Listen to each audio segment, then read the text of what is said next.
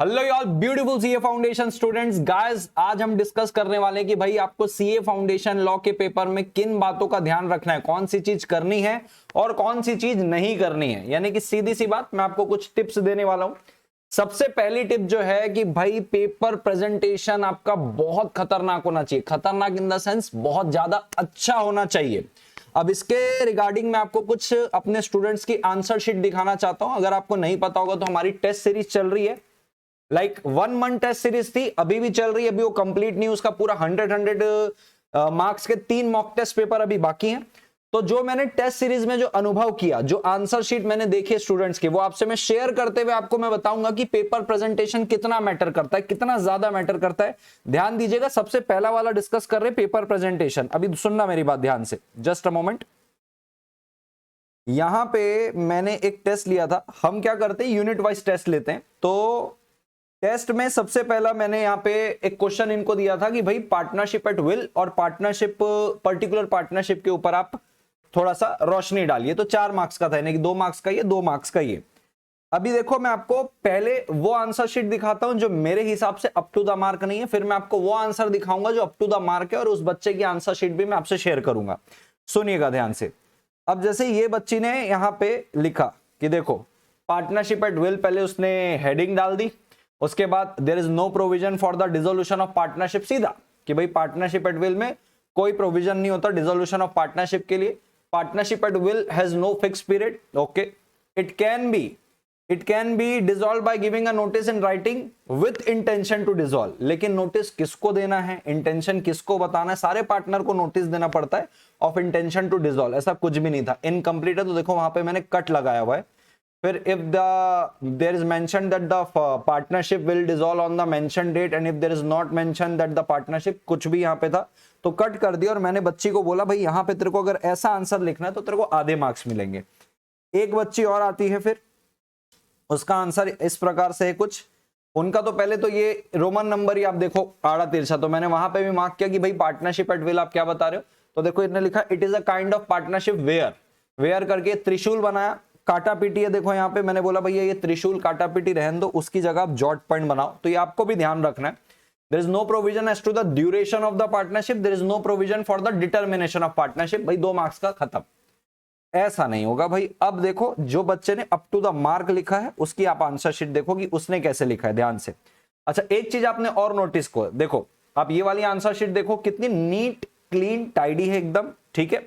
और यहां वाली देखो, ये देखो ये वाली एक आंसर शीट देखो, और इसके पहले जो दिखाया और आंसर शीट है मेरे पास, बट मैं टाइम वेस्ट नहीं करना चाहता इसलिए नहीं दिखा रहा हूं मैं। तो ये देखो ये, और इन भाई साहब की आंसर शीट देखो। तो सबसे पहले जो मैंने बोला ना, प्रेजेंटेशन मैटर करेगा बहुत ज्यादा। ये होता है बेटा प्रेजेंटेशन। बहुत प्यार से इन्हें प्रेजेंटेशन किया। लॉ के आंसर लिखना कैसे, उसके ऊपर मैंने ऑलरेडी 2 वीडियो बना के रखा है, आई बटन में भी दे दूंगा, नीचे डिस्क्रिप्शन में भी जरूर से देख लेना, बहुत फायदा होगा उससे, ठीक है। अब देखो इसने क्या लिखा है, पार्टनरशिप एट विल क्या लिखा है, देखो according to the section 7 of the partnership act 1930, partnership at will exist when. देखो कितनी अथॉरिटी क्रिएट होती है जब आप कोई सेक्शन लिखते हो। सर ये 2 मार्क्स में सेक्शन लिखना पड़ेगा क्या? देख बेटा, मैं 2 पेपर तो एक और आंसर शीट दिखाया, समझ लो मैं एग्जामिनर हूं और आप लोग स्टूडेंट हो। मेरे को अगर 2-4 कॉपी में सेक्शन नहीं दिखा और एक कॉपी में सेक्शन दिखा है, मैं किसको मार्क्स दूंगा? मैं किस में ज्यादा संतुष्ट होऊंगा? डेफिनेटली जिसमें सेक्शन है। सेक्शन नहीं याद आ रहा है, गलत मत लिखना, लेकिन सेक्शन लिखने से वेटेज बढ़ेगा, इंप्रेशन बढ़ेगा, कहीं ना कहीं उसमें मार्क्स में आपको इजाफा मिलेगा, और बूंद बूंद से घड़ा बढ़ता है बेटा, ठीक है सर, समझ में आया? तो देखो यहाँ पे अकॉर्डिंग टू सेक्शन 7, अब उसने लिखा है देयर इज नो एग्रीमेंट। अब इसने क्या कर दिया था, इसने थोड़ी सी मिस्टेक की थी, देखो there is no agreement agreed upon, ये डबल राइटिंग हो गई। तो मैंने बोला था बेटा आपके में ये नहीं आएगा, there is no agreement for the dissolution और for the duration of the partnership, ऐसा कुछ नहीं होता है। Where there is no provision for the determination of partnership, की कब कब खत्म हो जाएगी, ऐसा कुछ भी नहीं है, ना तो ड्यूरेशन फिक्स है।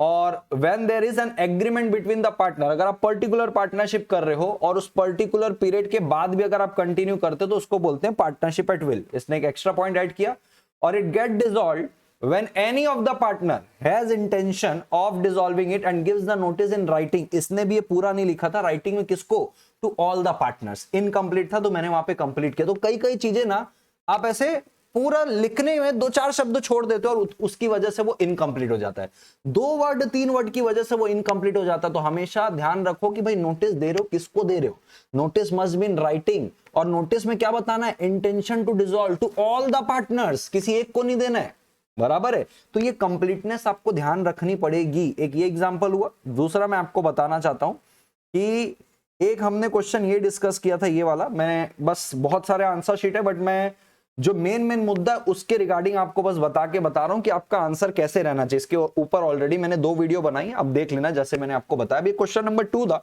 पार्टनरशिप के यूनिट 1 का, सेक्शन नंबर 28 के ऊपर, कि भाई एम एन और पी 3 पार्टनर है, जिसमें पी भाई साहब रिटायर हो गए लेकिन पब्लिक नोटिस नहीं दिया, ठीक है। और उसके रिटायरमेंट के बाद एम एन और पी तीनों के तीनों एक एग्जीबिशन में जाते हैं, एक फेयर में जाते हैं, जहां पे उनको मिल जाते हैं मिस्टर एक्स।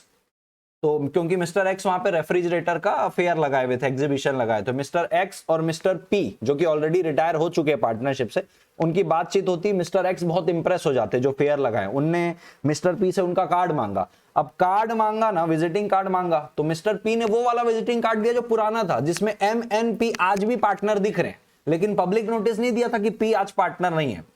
अब वहां पे जो भी हुआ, बाद में मिस्टर एक्स ने फर्म को क्या सप्लाई कर दी, रेफ्रिजरेटर, और फर्म अब उसका पैसा नहीं दे रही है। तो मिस्टर एक्स जो है वो एम को भी इश्यू करना चाहते हैं, एन को भी इश्यू करना चाहते हैं, और पी को भी, जबकि पी एक्चुअल में भी पार्टनर नहीं है, बट क्योंकि उन्होंने पब्लिक नोटिस दिया नहीं था। तो सेक्शन 28 क्या बोलता है, फॉर्मर पार्टनर जो पब्लिक नोटिस नहीं दिया वो आज भी पार्टनर कहलाएगा, क्योंकि उसने पब्लिक नोटिस नहीं दिया। भाई बाहर वालों को कहां से पता चलेगा कि भाई आप रिटायर हो गए, उनको तो पब्लिक नोटिस से ही पता चलेगा। तो प्रश्न ये था कि क्या वो मिस्टर पी से भी पैसे वसूल सकता है क्या। तो इसका आंसर कैसे लिखा गया, आप ध्यान से समझ के लिखिएगा। ये देखो, जस्ट अ मोमेंट। अब देखो यहां पे ये question number 2, provision of the Indian partnership act 1930। अब ये सारी चीजें देखो, ये इग्नोर करना है इसको, या तो तुम पूरी एक लाइन खींचो बराबर से, या तो भाई तुम कुछ मत लिखो, चलेगा। अब लिखा देखो, पार्टनर बाय स्टॉपेल और holding out, section 28 of the Indian partnership act 1930 states that any person represent और the representation is made by himself. Any person represent, क्या रिप्रेजेंट करता है, भगवान मालिक है, ठीक है। और the representation is made by himself, कौन सा रिप्रेजेंटेशन, भगवान मालिक है, which is not true. Representation क्या, भगवान मालिक, लेकिन वो झूठा है, ये जरूर लिखना है, ठीक है। At that moment of the time, तो मैंने देखो यहाँ पे इसको पूरा कट किया। बेटा जिसकी भी कॉपी मैं यहाँ पे दिखा रहा हूँ, नाम तो लिया नहीं, तो प्लीज बुरा मत मानना, बच्चों को समझाना है इसलिए ये सारी चीजें मैं बता रहा हूँ, तो please don't take it otherwise. वैसे तो आपको डांट मैंने अपनी लाइव क्लास में लगाई दी थी, तो आपको समझ गया होगा, ठीक है। फिर देखो, this section is also applicable on a retired partner who has not given public notice. तो ये पॉइंट सही था, पर फैक्ट इनने कॉपी पेस्ट मारा, और फिर यहाँ पे ये कॉपी पेस्ट के बाद कंक्लूजन की वो भी लायबल रहेगा, लेकिन इनका answer up to the mark नहीं था, 4 मार्क्स का आया था। उसके बाद फिर एक दूसरी बच्ची है, इनने भी ऐसे ही कुछ लिखा ओन वर्ड में। अब देखो, जितनी कॉपी मैं आपको दिखा रहा हूं, कहीं पे भी नीटनेस नहीं दिख रही है, सफाई नहीं दिख रही है। देखो, according to the provision of the partnership act 1932, outgoing retiring partner को इंटेंशन बताना पड़ता है कि मैं रिटायर हो रहा हूं। गिवन केस में वो रिटायर हुआ लेकिन नोटिस नहीं दिया और सीधा कंक्लूड कर दिया कि हाँ ऐसा होगा। भाई ऐसा नहीं, कहां कंप्लीटनेस, कहां है वजन, कहां है आंसर में, 4 मार्क्स ऐसे ही मिल जाएगा आपको। अब देखो ये वाले बच्चे की कॉपी, आप ये वाले बच्चे की आप कॉपी देखो, ये इसकी राइटिंग और इसका लिखने का तरीका बहुत अच्छा है, और मैं कहीं कहीं इसका करेक्शन करता हूं जो यहां पे भी है। देखो, according to section 28 of the Indian partner, उसने ना कोई फालतूपने नहीं किए इसने, कि यहां पे पहले हेडिंग लिख रहा है फिर टॉपिक लिख रहा है। भाई सीधी मुद्दे की बात, according to section 28 of the Indian partnership act 1932, when a person represent himself और अलाउ अदर पार्टनर, तो यहां पे देखो, वहां पे लिखा था when a partner represent himself. अरे जब वो खुद ही पार्टनर है तो अपने आप को एज अ पार्टनर क्यों रिप्रेजेंट करना है, तो वहां पे पार्टनर की जगह पर्सन है। पर्सन रिप्रेजेंट हिमसेल्फ और allow other to represent him as a partner when he is not a partner. ये कंप्लीट हुआ ना कि वो अपने आप को रिप्रेजेंट कर रहा है as a partner, but actual में पार्टनर नहीं है। पहले वाले बच्चे के आंसर में क्या था, वो ऐसा रिप्रेजेंट कर रहा है जो कि सच नहीं है। अबे तो रिप्रेजेंट क्या कर रहा है ये तो बताओ, बरोबर है क्या। As a partner when he is not a partner then he is liable to any third party who on the faith of such representation, जिसने उस रिप्रेजेंटेशन को बिलीव करते हुए उसके ऊपर कुछ एक्ट किया। अब मेरे को बताओ, इस बच्चे ने कौन सी लॉ की लैंग्वेज लिखी है। मैं आपको दिखाता हूं लॉ की लैंग्वेज होती क्या है, जो इनको मैं आंसर सजेस्टेड आंसर में इनको देता हूं कि भाई आपको आंसर ऐसे लिखना है, तो वो लॉ के पेपर कैसे आंसर कैसे थे ये देखना। ये देखो, मैंने ये लिखा था, ये सजेस्टेड आंसर में इनको मैं भेजता हूं जब टेस्ट लेता हूं, कि retiring partner continues to be liable to third party for act of the firm after his retirement until public notice of retirement has been given either by himself और by any other partner, but the retire partner will not be liable to any third party if the latter deal. चलो ये छोड़ दो, ये पूरी law की language थी, ठीक है। और ये सेक्शन 28 कि जब अपने आप को वो पार्टनर बताता है और दूसरों को अलाउ करता है तो उसके बाद वो डिनाई नहीं कर सकता कि वो पार्टनर नहीं। इसने एक भी लाइन कॉपी पेस्ट नहीं मारी, एक भी लाइन मेरे बताई हुई कॉपी पेस्ट नहीं मारी। इस बच्चे का देखो आपने आंसर इसने खुद से ही लिखा है पूरा पूरा, ये देखो। फिर इसने लिखा है, देखो पहले तो सेक्शन 28 की बात बता दी, फिर लिखा देखो यहां पे मैंने इसको गोला किया है कि भाई तुम ऐसे त्रिशूल मत बनाओ, जॉट पॉइंट बनाओ, वो मार्किंग है उसकी मिस्टेक की। Section 28 is also applicable to a former partner, पुराना वाला पार्टनर जो कि रिटायर हो चुका है लेकिन बिना पब्लिक नोटिस दिए। फिर उसने कुछ गलत लाइन लिखी थी तो मैंने काट दिया उसको, मैंने ये लिखा he will be stopped from denying the character of partner, यानी कि तुम भाई रिटायर हो गए लेकिन पब्लिक नोटिस नहीं दिए, you will be stopped from denying that you are not a partner, यानी कि तुमको पार्टनर माना जाएगा। देखो एकदम अपनी लैंग्वेज में लिखा है लेकिन लॉ के स्टेटमेंट है, लॉ के वोकैबुलरीज है, लॉ की लैंग्वेज है, जनरलाइज लैंग्वेज में नहीं लिखना है बेटा, ठीक है। फैक्ट ऑफ द केस बोले, देखो अब फैक्ट में कई लोग पूरा कॉपी पेस्ट मार देते हैं, अननेसेसरी राइटिंग करते हैं, नहीं करना है। देखो in the instant case P has retired from partnership firm without giving public notice and the fact was not known by mister X. यही फैक्ट है, यही तो मेन ओरिजिनल, यही तो क्रक्स है उसका, यही फैक्ट लिखना है अपने को। So mister P will be liable along with the firm to mister X, यही तो आंसर, ऐसे ही तो लिखना है। अच्छा कुछ बच्चे ऐसे रहते हैं सर वो 2 मार्क्स का आपने पार्टनरशिप एट विल बताया, उस 2 मार्क्स में इतना लिखना पड़ेगा। बेटा मैं आपको बता दूं, कंटेंट लेंथ मैटर नहीं करती कि 2 मार्क्स का तो इतना ही लिखना है, कॉन्टेक्स्ट मैटर करता है बेटा। आप अपने इंस्टीट्यूट के सजेस्टेड आंसर जाके देख लो, 6-6 मार्क्स के आंसर में कई जगह इंस्टीट्यूट ने खुद ही 6 लाइन के आंसर दे दिए। अब कई बच्चे को लगता है अरे 6 मार्क्स का आंसर है तो कम से कम 2 पेज तो लिखूं, अरे नहीं, लेंथ मैटर नहीं करती है, कॉन्टेक्स्ट मैटर करता है कि आप क्या लिख रहे हो, क्वालिटी कॉन्टेक्स्ट मैटर करेगा। आप आंसर अगर जितना पूछा गया उस हिसाब से अगर आप आंसर कर दिए तो आपको मार्क्स मिलेगा। आप लॉ के स्टूडेंट हो, बीकॉम के स्टूडेंट नहीं हो जहां पे आप ना 6 मार्क्स का तो इतना, आप मेरी बात बिलीव मत करो, आप इंस्टीट्यूट के आंसर देख लो ना, आपको बहुत जगह 6-6 मार्क्स के प्रैक्टिकल क्वेश्चन में आपको दिखेगा कि भाई अपने को सिर्फ 6-7 लाइन में इंस्टीट्यूट ने आंसर खत्म कर दिया है, उसको भी नहीं मानोगे क्या फिर आप? तो लेंथ मैटर नहीं करती है, कॉन्टेक्स्ट, क्वालिटी कंटेंट मैटर करेगा। अब 2 मार्क्स का दिया तो क्या 2 लाइन में खत्म कर दोगे क्या? जैसे ये पार्टनरशिप एट विल वाला था तो इसने बच्चे ने पूरा लिखा ना, कम से कम 8-10 पॉइंट लिखे उसमें, क्योंकि उतना जरूरी था लिखना उसमें, कैसे करोगे आप, बरोबर है क्या? अभी और सुनना कि आपको और क्या क्या बात को ख्याल पे रख के चलना है। ये पेपर प्रेजेंटेशन में मैंने बता दिया कि भाई लेंथ मैटर नहीं करेगा, कॉन्टेक्स्ट मैटर करेगा आपका। टाइम मैनेजमेंट में बिल्कुल ध्यान देना भाई, लॉ और बीसीआर के पेपर में स्टूडेंट भाई टाइम ही नहीं मैनेज कर पाते हैं, भाई टाइम मैनेजमेंट बहुत ज्यादा जरूरी है। कैसे होगा भाई? आप खुद से ही पूरा सिलेबस खत्म करने के बाद टाइम सेट करके मोबाइल को ऑफलाइन मोड में डाल के लगाओ, मॉक टेस्ट पेपर इंस्टीट्यूट के अवेलेबल है, देखो टाइम पे हो रहा है कि नहीं, 3 घंटे बाद छोड़ ही देना, 15 मिनट पहले रीडिंग का खुद भी ले लो।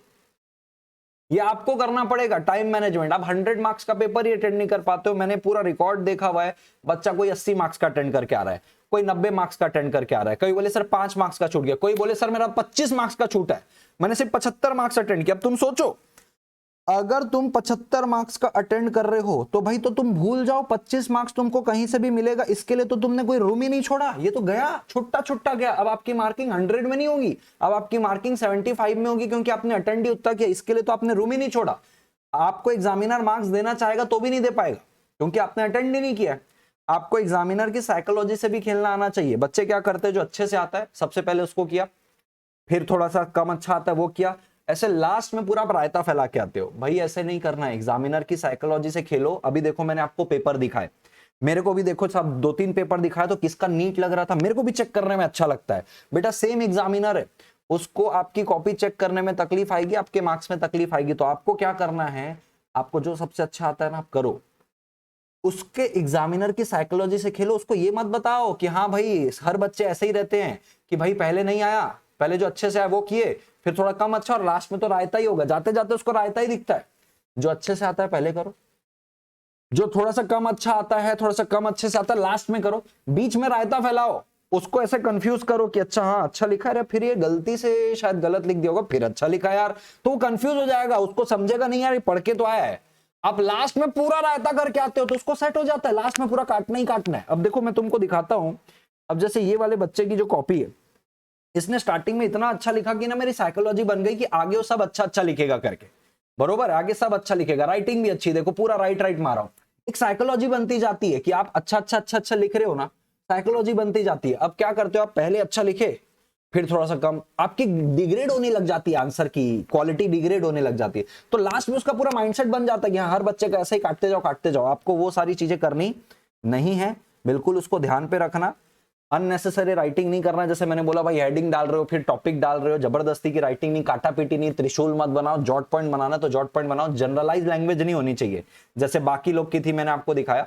अपनी लैंग्वेज में आप लिख सकते हो, जैसे बच्चे की मैंने आपको कॉपी दिखाई है।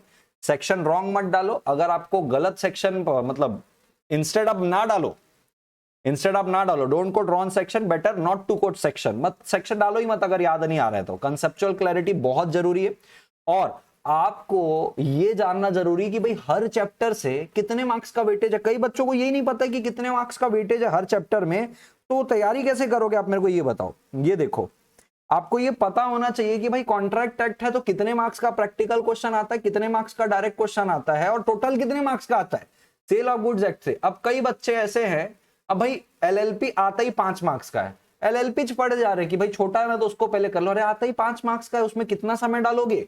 ये कर लो कि एलएलपी को ऐसा पढ़ ले कि भाई छोटा चैप्टर है 5 मार्क्स का, ये 5 मार्क्स जाना कहीं नहीं चाहिए क्योंकि चैप्टर छोटा है, क्योंकि अपने को पता है इसी क्वेश्चन के आसपास से एलएलपी का क्वेश्चन आएगा। मैंने इंपॉर्टेंट क्वेश्चन के भी वीडियो डाल के रखे कि कौन कौन से चैप्टर से क्या इंपॉर्टेंट है, आई बटन में भी वीडियो डाल दूंगा, डिस्क्रिप्शन में भी मिल जाएगा, देखो बहुत कंटेंट डाला हुआ है, ठीक है। तो ये जानना बहुत जरूरी है कि भाई कौन से चैप्टर को कितना वेटेज देना है, ऐसे ही हवा में पढ़ते रहते हो आप लोग। कॉन्ट्रैक्ट तक सबसे ज्यादा इंपॉर्टेंट है, छोड़ना ही नहीं बेटा उसको, ठीक है। सुनना मेरी बात, ये हो गया। लास्ट में सर बीसीआर का मैराथन ले लो, अरे यार बीसीआर का कोई मैराथन होता है क्या, मेरे को एक बात बताओ, मतलब बीसीआर में कोई कंसेप्ट है क्या, मेरे को एक बात बताओ, बीसीआर में है क्या। आज आपको कोई दूसरा लेटर दिया, कल को दूसरा लेटर दे देगा, कल को बोल देगा कि तुमको प्रिंसिपल को रिक्वेस्ट करनी है, एक एप्लीकेशन लिखना है कि भाई फीस माफ करने के लिए लेटर लिख दो, या कुछ भी यार। आज कोई अलग लेटर पूछा है, कल कोई अलग लेटर पूछेगा, आज कोई अलग प्रेसी पूछा, कल कोई अलग प्रेसी पूछेगा, टॉपिक सेम तो नहीं है ना, आज कोई अलग पैसेज पूछा, कल कोई अलग पैसेज पूछेगा। उसका कोई कंसेप्ट फिक्स है क्या कि इतने सेक्शन से इतना ही सेक्शन पूछेगा, जैसे कॉन्ट्रैक्ट और सेल ऑफ गुड्स एक्ट में। बेटा उसमें मैराथन की जरूरत नहीं है, उस पे प्रैक्टिस की जरूरत है, उस पे स्ट्रैटेजी की जरूरत है कि फॉर्मेट कौन सा होना चाहिए कि एटलीस्ट फॉर्मेट में मार्क्स मिल जाए। और इसी चीज के लिए मैंने गेम चेंजर स्ट्रैटेजी बताई है बेटा, 2 वीडियो गेम चेंजर की, बीसीआर के पेपर को, 40 मार्क्स के पेपर को कैसे अटेंड आपको करना है, क्या अप्रोच रहनी चाहिए, कौन सा फॉर्मेट में आपको मार्क्स मिलेगा, स्टैंडर्ड फॉर्मेट मैंने बताए हुए हैं बेटा। वो वीडियो देख लो आप, गेम चेंजर स्ट्रेटेजी, आपका बीसीआर का टेंशन ही खत्म हो जाएगा, वहीं के वहीं खत्म हो जाएगा आपका टेंशन। तो बेटा उसका मैराथन नहीं होता, उसकी प्रैक्टिस करनी पड़ेगी आपको। थोड़ा सा जागो बेटा, समझो चीजों को। जो मार्केट में चल रहा है कि भाई मैराथन, तो सब मैराथन ले ली तो हो गया, अबे भाई उसका मैराथन का क्या जरूरत है, उधर प्रैक्टिस लगेगा, उधर वही सेम सेक्शन थोड़ी पूछने वाले, उसी क्वेश्चन के ऊपर थोड़ी पूछने वाले हैं। तो बेटा इन सारी बातों का ध्यान रखो। टाइम मैनेजमेंट में आप ऐसा कर सकते हो कि भाई 1-1.25 घंटा आप लॉ में, मतलब 2 घंटे 15 मिनट आप लॉ में दे दो, या 2 घंटे आप लॉ में दे दो, कम से कम 2 घंटे लग ही जाते। मैं बोलूं तो 1 घंटे 45 मिनट तो मिनिमम आपको लॉ में लग ही जाते। बचा वाला टाइम आप किस में कर लो, बीसीआर में दे सकते हो, क्योंकि वो भी 40 मार्क्स का। और उसकी स्ट्रेटेजी जरूर देखना कि भाई क्या स्ट्रेटेजी, मैंने गेम चेंजर स्ट्रेटेजी एकदम वो देख लो। इतनी चीजें अगर आपने फॉलो कर ली, मैंने आपको आंसर शीट भी दिखा दी है, बच्चे का आंसर मैं नीचे डाल भी दूंगा लिंक में, मेरे टेलीग्राम का चैनल है उसको ज्वाइन कर लेना, वहां पे बच्चे की मैं कॉपी डाल दूंगा, तो आप आइडिया लो थोड़ा सा कि कैसे लिखना है। मैंने आपको सारे आंसर शीट दिखाए हैं, ठीक है। वीडियो को लाइक कर दो, शेयर कर दो भाई, थोड़ा सा मोटिवेशन मिलता है प्लीज। और वो बेल आइकन को क्लिक करोगे तो ही नोटिफिकेशन आएगा, नहीं तो ये इंपॉर्टेंट वीडियोस की और कितने वीडियोस मैंने डाल के रखे कैसे पता चलेगा ना। Thank you so much, take care.